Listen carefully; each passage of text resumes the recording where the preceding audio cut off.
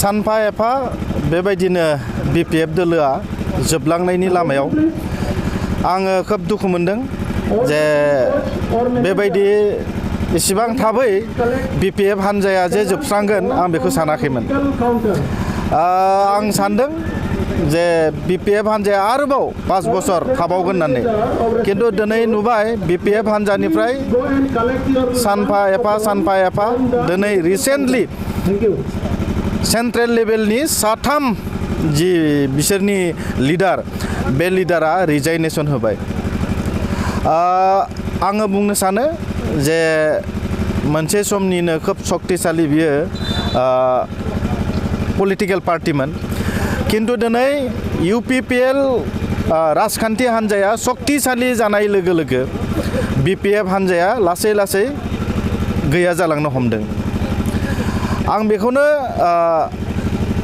खावलायगोन आरो बुंनो सानो जे जाय बिथांमोना रिजाइन होबाय बिथांमोना जाहाथे जोंनि रिजनेल पार्टी, बे रिजनेल पार्टीफोरावनो बिथांमोना जाहाथे हाबफैयो, आं बिथांमोनखौ गुरैयै खावलायगोन। खारन जों जोंनि बिथाखौ थिग खालामनो थाखाय, जोंनि ओनसोलखौ थिग खालामनो थाखाय जों जोंनि रिजनेल पार्टीखौ थिग खालामनांगोन, स्ट्रं खालामनांगोन।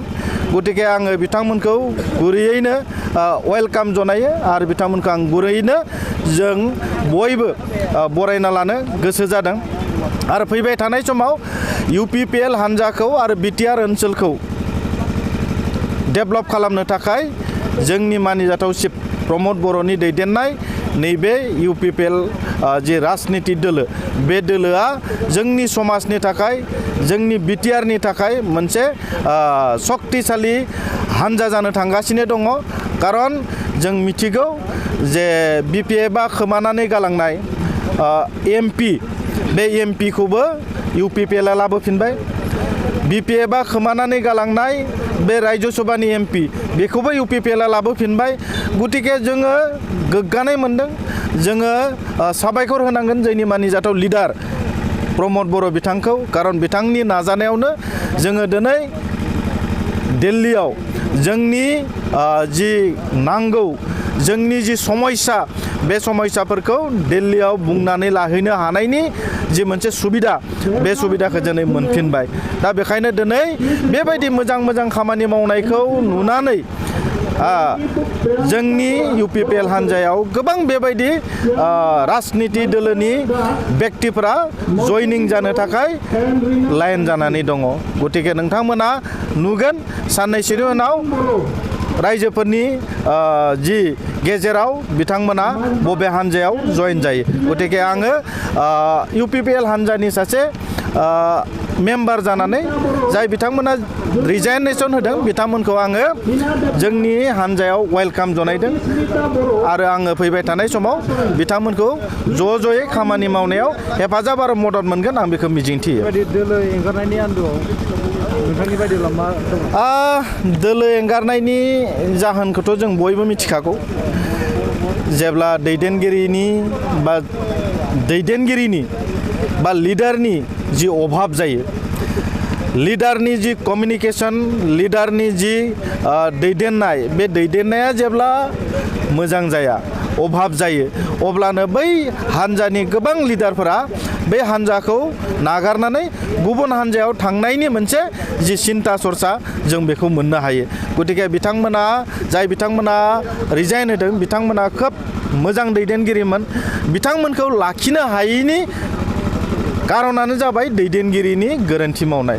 बे गोरोन्थि मावनायनि थाखायनो दिनै साफा गाबोन साफा बे BPFनिफ्राय गुगाबोबाय थादों आरो गुगाबावगोन। नोंथांमोना नायबाय था, साननैसोनि उनाव आरोबाव गुगागोन। MCLA गुगानो थांगासिनो। आं दिनै नोंथांमोननो सिगां बुंग्रोबाय, साननैसोनि उनाव बिथांमोननिफ्राय आरोबाव सासे MCLA जोंनि दोलोआव फैनायनि थाखाय जुजा जाबाय थादों।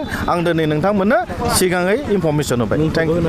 दा मुंखौ बुंथ'नाय नङा, नोंथांमोना साननैसोनि उनाव नोंथांमोननि चेनेलावनो बेखौ दामनायखौ जों नुनो मोनगोन। समाज बिजोङाव जिहेतु खाम्फा बरगयारिया UPPLआव हाबनायनि बाथ्राया गोसारबाय थादों, बेयो रोखा जामार?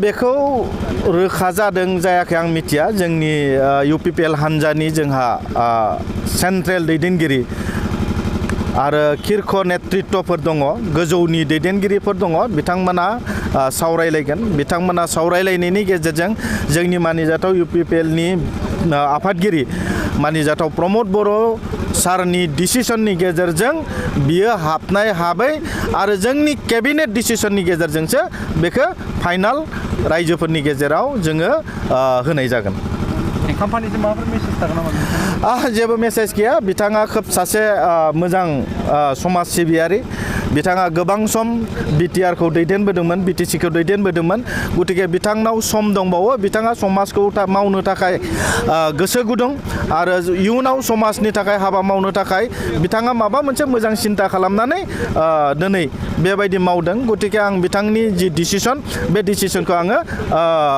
मा होनना बुङो बरायो माने थेंक इउ